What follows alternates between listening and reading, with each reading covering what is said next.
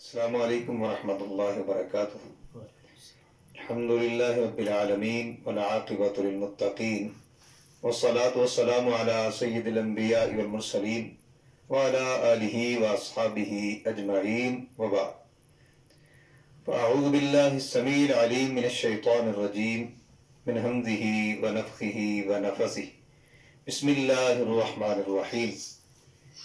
یا ایہا الذین آمنوا کتب علیکم الصیام کما کتب علی الذین من قبلکم لعلکم تتقون۔ ایمان والو، تم پر روزے فرض کر دیے گئے جس طرح تم سے پہلے آنے والے لوگوں پر روزے فرض کیے گئے تاکہ تم متقی اور پرہیزگار بن جاؤ۔ محترم سامعین اور ناظرین، جس طرح کہ رمضان المبارک کی آمد ہے اور یہ مہینہ ایمان والوں کے لیے ایک ایسا مہینہ ہے کہ جس میں ایمان کی تجدید ہوتی ہے اور روح کو اس کی غذا ملتی ہے، اور ایمان کے لیے ایسے ہی ہے جیسے موسم بہار ہو۔ موسم بہار میں آپ دیکھتے ہیں کہ جتنے بھی درخت ہیں وہ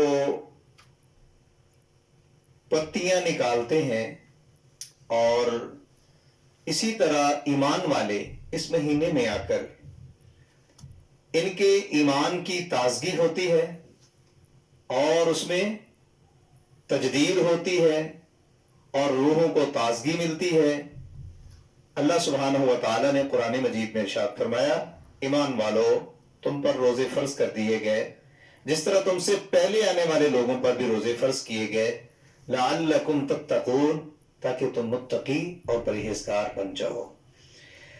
رمضان المبارک کی فضیلت کے حوالے سے کچھ چند باتیں میں آپ حضرات کی خدمت میں رکھنا چاہتا ہوں۔ رسول اللہ صلی اللہ علیہ وسلم کا ارشاد گرامی ہے، جس شخص نے رمضان المبارک کے روزے رکھے اور اس نے نماز پڑھی اور کلمہ توحید کا اس نے اعلان کیا،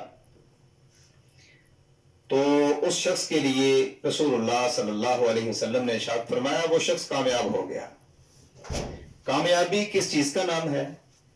ایک وہ کامیاب ہے کہ جس کو میں کامیاب کہوں، اور ایک وہ کامیاب ہے کہ جس کو ہمارا معاشرہ کہتا ہے کہ یہ کامیاب ہو گئے، اور ایک وہ کامیاب ہے کہ جس کو جناب رسول اللہ صلی اللہ علیہ وسلم کہتے ہیں کہ وہ کامیاب ہو گیا۔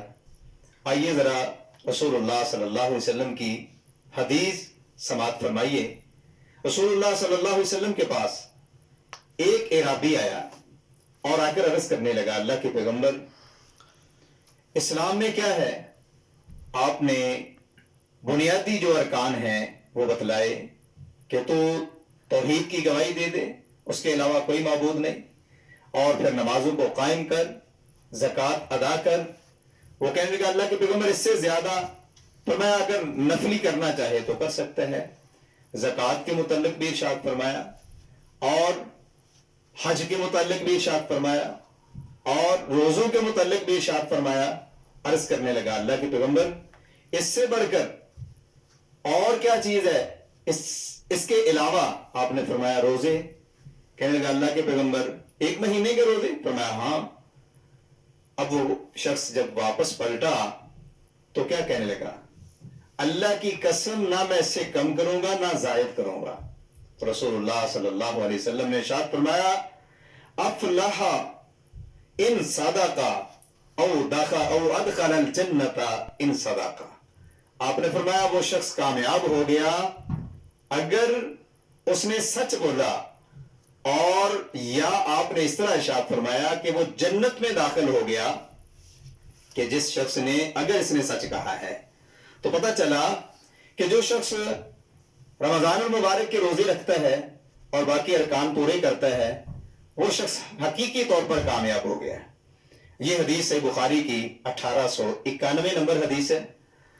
اور قرآن پاک میں بھی کامیابی کا جو نسخہ بتلایا گیا ہے وہ کیا ہے؟ فرمایا وَمَا الْحَيَاةُ الدُّنْيَا، فرمایا فَمَنْ زُحْزِحَ عَنِ النَّارِ، جو شخص جہنم سے بچا لیا گیا، وَأُدْخِلَ الْجَنَّةَ فَقَدْ فَازَ، اور جنت میں داخل ہو گیا وہ شخص کامیاب ہے. رسول اللہ صلی اللہ علیہ وسلم بھی فرما رہے ہیں کہ وہ شخص کامیاب ہے. میرے بھائیو، رمضان المبارک کی آمد ہے، تو ہمیں چاہیے کہ ہم رمضان المبارک کے مہینے میں کثرت کے ساتھ عبادت کریں، خشوع و خضوع کے ساتھ اللہ سے دعا کریں اور گڑ گڑائیں اور اپنے گناہوں کی معافی مانگیں. جس طرح آج کل وبا چلی ہوئی ہے، اس وبا کے دور میں تو خاص طور پر رمضان المبارک ہمارے لیے امید کی ایک کرن لے کے آیا ہے. کیوں؟ رسول اللہ صلی اللہ علیہ وسلم کی حدیث ہے. آپ صلی اللہ علیہ وسلم نے ارشاد فرمایا کہ جب رمضان المبارک کا مہینہ آتا ہے تو آپ نے فرمایا فتحت ابواب السماء، اور ایک روایت میں اس طرح ہے فتحت ابواب الجنہ، اس کے لیے جنت کے دروازے کھول دیے جاتے ہیں اور اس کے لیے جہنم کے دروازوں کو بند کر دیا جاتا ہے. جہنم کے دروازے بند کر دیے جاتے ہیں اور جنت کے دروازوں کو کھول دیا جاتا ہے. یہ رمضان المبارک کے مہینے کی فضیلت ہے.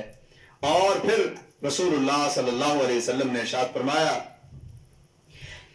جنت میں داخل ہونے کے لیے کتنے دروازے ہیں؟ 8 دروازے ہیں. آپ نے فرمایا 8 دروازوں میں سے ایک دروازہ ایسا ہے کہ جس کا نام ہی باب الریان ہے، جس میں صرف روزے دار گزریں گے. جب روزے دار گزریں گے اور اس کے بعد یہ دروازہ بند کر دیا جائے گا. حدیث کے الفاظ کیا ہیں؟ رسول اللہ صلی اللہ علیہ وسلم نے ارشاد فرمایا ان فی الجنت بابا یقال له الریان، جنت ہے اور اس کا ایک دروازہ ہے جس کا نام باب الریان ہے. فرمایا یدخل منہ الصائمون یوم القیامہ، اس میں روزے دار داخل ہوں گے قیامت کے دن. اور فرمایا لا يدخل منہ، اس میں سے اس کے علاوہ لا يدخل منہ احد غیرہم، روزے دار کے علاوہ اس دروازے سے کوئی دوسرا داخل نہیں ہو سکے گا. اور فرمایا کیا کہا جائے گا؟ یقال این الصائمون، کہاں ہیں روزے دار؟ فیقومون لا يدخل منہ احد غیرہم فَإِذَا دَخَلُوا اُغْلِقَ، جب وہ داخل ہو جائیں گے تو وہ بند کر دیا جائے گا. فَلَمْ يَدْخُلْ مِنْهُ أَحَدٌ. میرے بھائی، رسول اللہ صلی اللہ علیہ وسلم کی یہ حدیث صحیح بخاری میں موجود ہے، 1896 نمبر حدیث ہے. تو اس حدیث سے کیا پتا چلا کہ ایک جنت کا دروازہ، اس کا نام ہی اللہ تعالیٰ نے باب الریان رکھ دیا ہے. کتنی فضیلت ہے اس بندے کے لیے اور کتنی کامیابی ہے کہ جو شخص روزہ رکھتا ہے وہ جنت میں اللہ تعالیٰ اس کو داخلہ نصیب فرما دے گا. تو ہم بھی دعا کرتے ہیں اللہ سبحانہ و تعالی ہمیں وہ حقیقی کامیابی نصیب فرما دے. حقیقی کامیابی کیا ہے؟ کہ جنت کا داخلہ مل جائے اور جہنم سے آزادی مل جائے. اللہ سبحانہ و تعالی سے دعا ہے کہ اللہ تعالیٰ میں قرآن و سنت پر عمل کی توفیق بخشے. اقول قولی ھذا استغفر اللہ لی ولکم ولسائر المسلمین.